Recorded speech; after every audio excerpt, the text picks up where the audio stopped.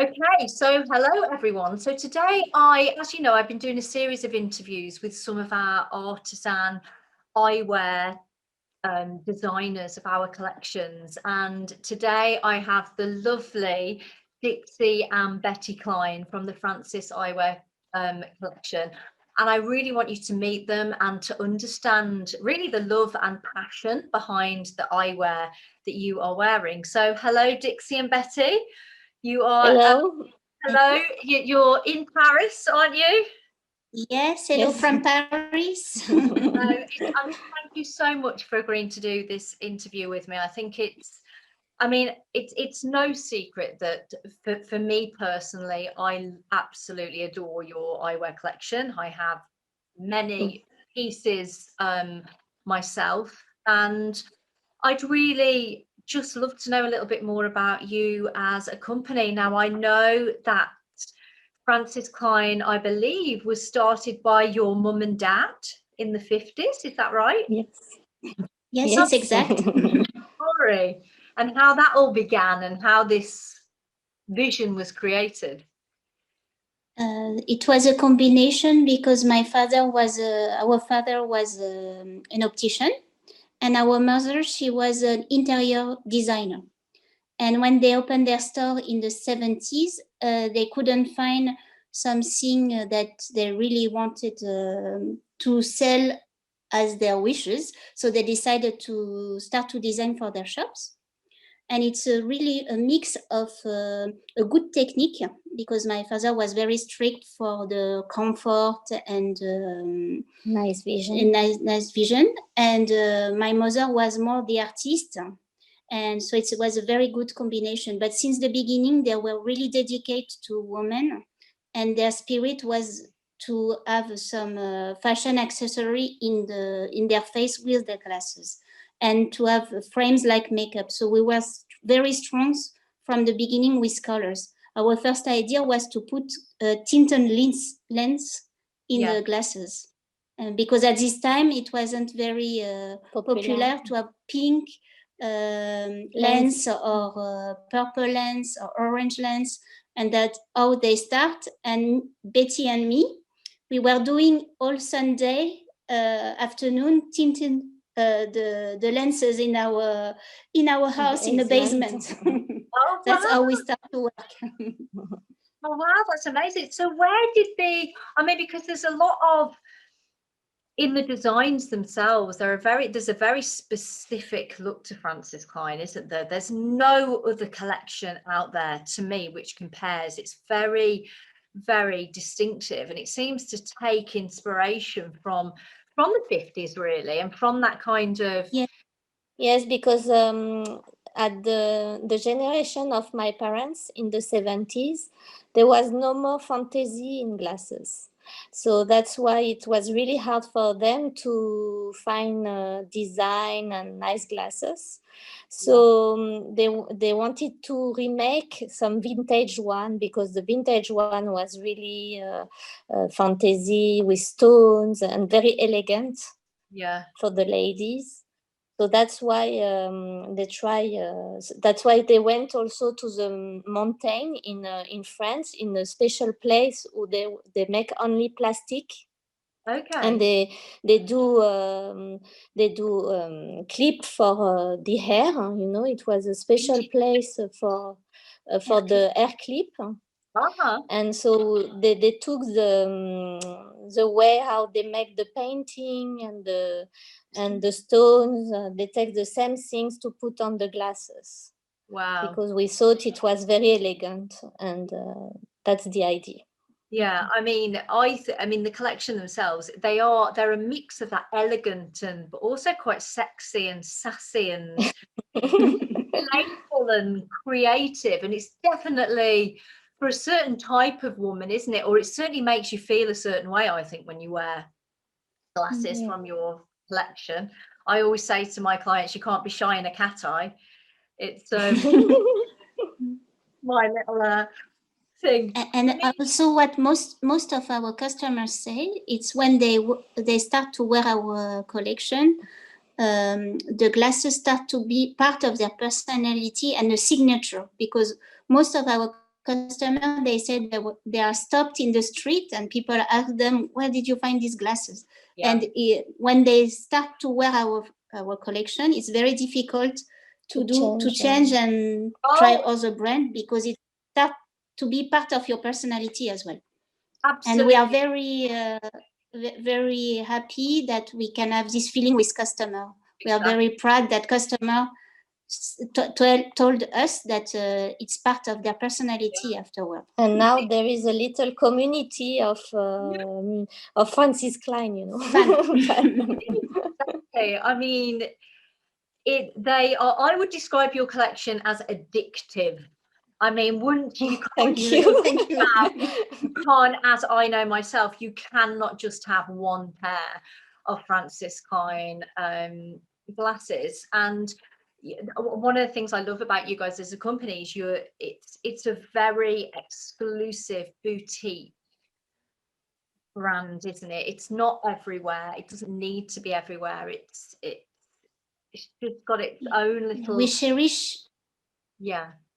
Its own. Yeah, we cherish each piece that we make. We make it by hand, and we make it with a different artist that put the decoration on our frame. So they put some painting, they put some Swarovski stone, they put some beads, they put some real big jewels. Yeah. So it's a lot of artistic work behind every pieces. So that makes it very unique, and it's not a really big scale production.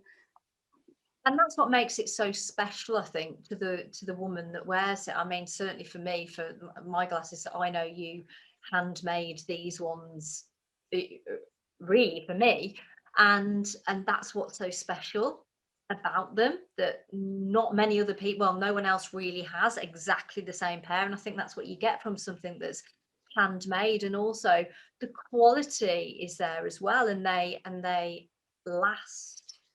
And I think that's what's really fantastic about your collections as well. So Betty, I know that you're the one that does most of the designing, and you do it from hand at first, don't you? It's really kind of old school in a way, that you got your pen and paper and that's how it begins. So where do you get your inspiration from? Does it come from? I am an artist, you know, all is in my head.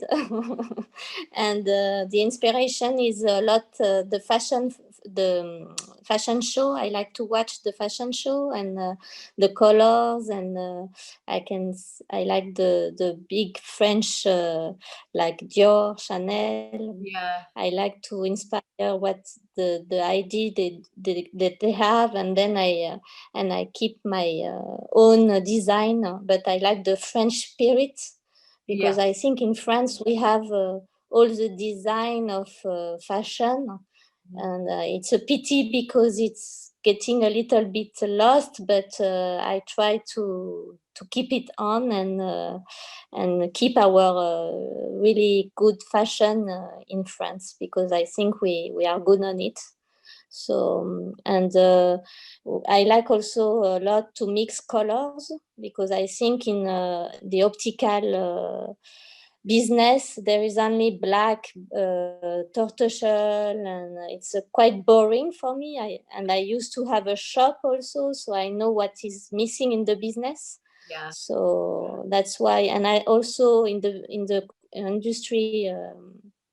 There is no glasses for small nose, so because I have this problem, so I try to do a nice fit for the nose. And I think it's very important. Yeah. And to see well and to be comfortable. Yeah, I mean, you've brought up something really important there, because one of the aside from the fact that I absolutely love your designs and I love the colours and I love just everything about the Francis Klein collection, but aside from that, there really is something for every face shape. So, for example, I'm quite petite, and I myself struggle to find eyewear which works for me and which works for my, the width of my face. And that you have the fabulous lipstick and smaller frames, which I can wear quite easily. But you've also got larger frames for people with wider faces, because a lot of women that maybe have got small faces have to go for children's frames normally, and then you've got ladies with bigger faces that are forced into kind of men's collections. Whereas the great thing about your collection is whether you've got a small face, whether you've got a bigger face, you can have this sexy feminine pair of glasses which fit and look good. And that is another reason why I just love your collections. And also they're very much based on the cat eye shape, a lot of them, which are very flattering, aren't they, for most women? Let's face it, it gives the face a lift, adds a little bit of width, it's quite slimming. But they're not all extreme upswept, are they? Some of them are much softer, some of them are a bit more angular. So there's just so much, I think, within your collections, which is why I love it so much, and I believe which is why people travel to us for your amazing... I think today the big problem today is like in fashion, we try to do the same thing for everybody, standard, and that's what we really don't want to be, because I think we are all different. Yes. And we need to have all different products on us. So that's my feeling also. Yeah. Well, how many pairs of glasses do you have each? Do we have to tell you a lot? You don't have to tell me. So in terms of your ranges and things like that, are you, because I know you're in all countries of the world, aren't you? There's lots of places which have the Francis Klein collections. Would you say do more people have your brand in Paris, or more, how is it kind of spread out? Because I know in the UK it's really quite exclusive, isn't it, Francis Klein? It's not a you know, it's a very exclusive. We wish we could have more customers in the UK, but it's still very exclusive. Yeah. And what about is it? Have you still got your store in Paris? Do you still have... No, we don't have it. No, but we have few stores in Paris that carries our line. Okay. But our first market, it's the United States for sure. Okay, that's your biggest market. And we have also, and in Asia also we have a good representation in Japan.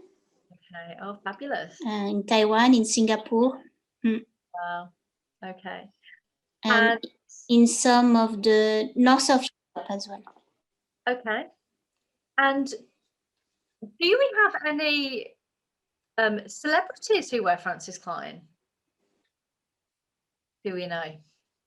Or are we not allowed to say? We used to have Dita Vantis.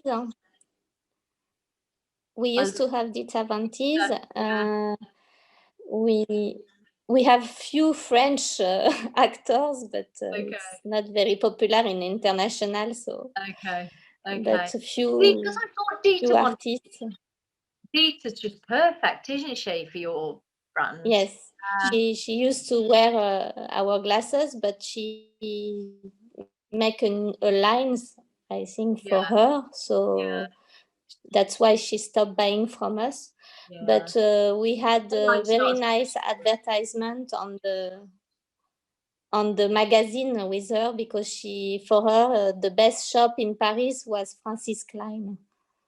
Wow. That's what she said in the magazine. So for us, was a very good image. I didn't know whether I've seen maybe Helen Bonham Carter in your frames, or some frames very similar, possibly. Possibly. Sometimes it's very hard to know who's wearing our frame. Because the famous person, they have contract. Oh, you've disappeared. Oh, you're back. Sorry. So because the famous people, unfortunately, when they are a public image, they have contract with brands, and it's the big brands who win this challenge,